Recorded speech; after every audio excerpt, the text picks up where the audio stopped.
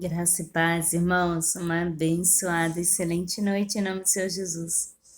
Até aqui, Ele tem nos dado a graça de vivermos a plenitude dEle. Glorificado, exaltado seja o nome de Deus, amém? Abra comigo em Salmos 95. Hoje a gente vai falar sobre convite ao culto, o cultuar o Senhor Deus. É aquele que a gente pode cultuar, é Ele, né?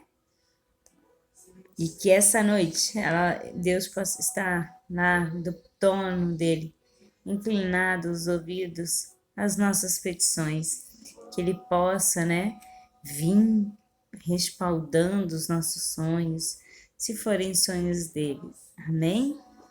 E começa assim: Vinde, cantemos ao Senhor, celebrai com júbilo a rocha da nossa salvação. Quem que é a rocha da nossa salvação? Deus.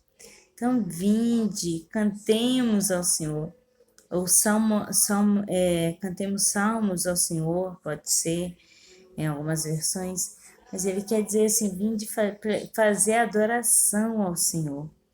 Apresentemo-nos ante a sua face com louvores e celebremos-nos com salmos. A gente precisa celebrar o Senhor com alegria. Ei, lembra de quando você estava e você tinha dúvidas sobre quem era Deus? A gente já teve dúvidas sobre quem era Jesus, mas aquela música que sempre tocava, que ainda marca às vezes muita gente lembranças, aquelas músicas do passado, a gente gostava, não gostava? A gente cantava, e a gente se alegrava com elas. E por que a gente não se alegra diante do Senhor, se a gente tem se alegrado diante de tantas coisas que o Senhor não está presente? Então, hoje o convite é esse. Vamos ao culto, vamos prestar o culto àquele que é digno de ser cultuado. É isso que fala o Salmo 95. Mas a gente não precisa ir entristecido, com cabisbaixo, com semblante baixo, ou muitas vezes vamos, ou com aquela coisa que não pode fazer isso. Não, é que ele fala: apresentemo-nos ante sua face com louvores e celebremos-nos com salmos, porque o Senhor é Deus grande, é Rei grande sobre todos os deuses. Então ele fala que cantemos ao Senhor. Então a gente precisa apresentar a Ele com júbilo, celebrar com júbilo e celebrar com regozijando-se no Senhor. Sabe o que é regozijar? É você ter a plena certeza que o Senhor Deus está diante de ti e está fazendo a diferença. Sabe o que regozijar-se no Senhor? É saber que você presta o melhor culto, que você está alegre por estar ali. E ele coloca, que Deus é o grande sobre todos os deuses. Ele deixa isso muito bem claro. E ele coloca: nas suas mãos estão as profundezas da terra, e as alturas dos montes são suas. Seu é o mar, ele o fez, e as suas mãos formaram a terra seca. Ele já faz referência lá em Gênesis, quando Deus formou a água, que estava a água, ele separou a terra seca das águas. E ele fala: as profundezas da terra e as alturas dos montes estão nas mãos do Senhor, são deles. E se isso é dele, imagina nós, que somos um cisco. Ó, vinde, adoremos e prostemo-nos, ajoelhemo-nos diante do Senhor que nos criou. Vinde, prostrai diante de Deus, é isso que Ele quer de você e de mim. É isso que Ele quer de você, isso é o que Ele quer de mim, adoração. Então, que nossos joelhos possam se prostrar diante de Deus, diante do Senhor, porque Ele que é o Deus grande, Ele que é o Rei grande sobre todos os deuses, é Ele. Então é Ele que a gente tem que render glória. porque ele é o nosso Deus, e nós, povo do seu pasto, e as ovelhas da sua mão. Se hoje ouvirdes a sua voz, não endureçais os vossos corações, assim como na provocação, e como no dia da tentação do deserto. Aí vamos falar esses dois versos, né? Porque ele é o nosso Deus. Nós, povo do seu pasto, porque ele é o nosso bom pastor. E somos ovelhas na mão do Senhor. Se a gente se faz ovelha na mão do Senhor, então a gente sabe que ele vai fazer o melhor. Se você tem uma ferida, ele vai curar. Se você precisa que ele te limpe, ele vai limpar. Se ele precisa de tosquejar, né, cortar teus pelos ali para te limpar, fará. Pode doer, mas ele vai fazer. E ele vai fazer com o maior zelo, porque ele é o bom pastor, é aquele que cuida. Ele cuida da terra, ele cuida de tudo, porque quem não vai cuidar de mim e a ti, que somos criaturas, imagem e semelhança dele? Se hoje ouvirdes a voz do Senhor, não endureça os vossos corações, assim como na provocação e como no dia da tentação do deserto.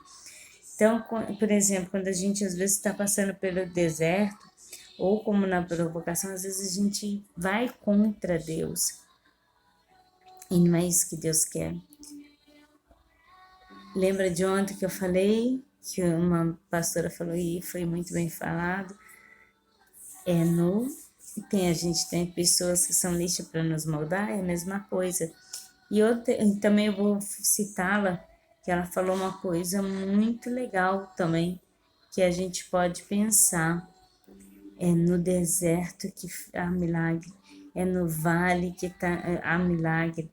Você pode olhar que Jesus fez grandes milagres nos vales dos esquecidos, no desertos, o povo, né, saiu, mas teve milagre.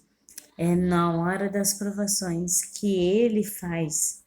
Então a gente não tem que ir contra ele, mas nessa hora lembrar de cantar louvores, salmodiá-lo, né?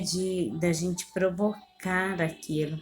Existe um louvor, eu não vou sabê-lo de cor, também hoje eu não estou em condições de cantar, que fala que é na hora da dor, na hora do luto, que a gente precisa louvar. Quero ver louvar na hora do luto, na hora da dor, que é nessa hora que a gente precisa dar louvores ao Senhor.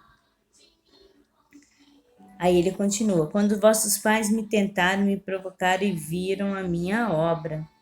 40 anos estive desgostado com essa geração e disse: é um povo que erra de coração e não tem conhecido os meus caminhos, a quem jurei a minha ira, que não entrarão no meu repouso.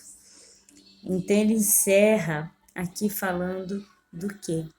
Quem que ficou 40 anos rodando no deserto? O povo que ele tirou da escravidão. Mas por ser um povo teimoso, irmãos, desculpa aí, viu? Serem um povo teimoso e de coração endurecido, eles ficaram desgostosos perante o Senhor.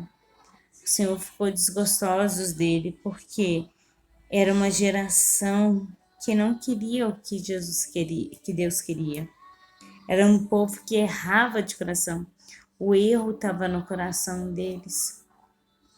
Se vocês lembrarem algumas fases, né? Não dá para falar agora, o tempo já está terminando. Mas ele subiu quando Moisés ficou um tempo afastado e Moisés desceu. Eles haviam feito uma estátua de ouro e foram adorar. De vez de fazer uma adoração, adora aquilo que você não vê. Deus é como o ar que tu respira. Se sente ele? Não, mas ele está aí. Então, Deus é assim. Ele tem a sutileza do ar que nós respiramos. Sabe por quê? Quando ele criou a mim e você, ele soprou o espírito dele em mim, em ti.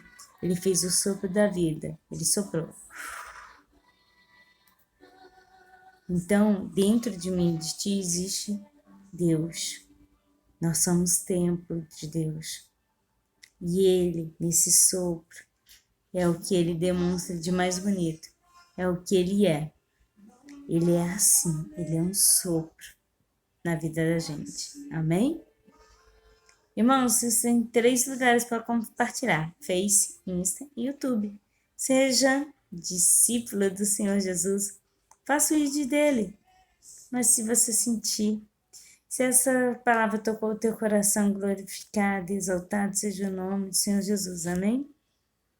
Que vocês possam ter uma abençoada noite. Se Ele me permitir, amanhã estarei aqui com mais uma palavra rema. Fiquem na paz de Jeová Jireh, o Deus da providência. Shalom, Adonai, paz.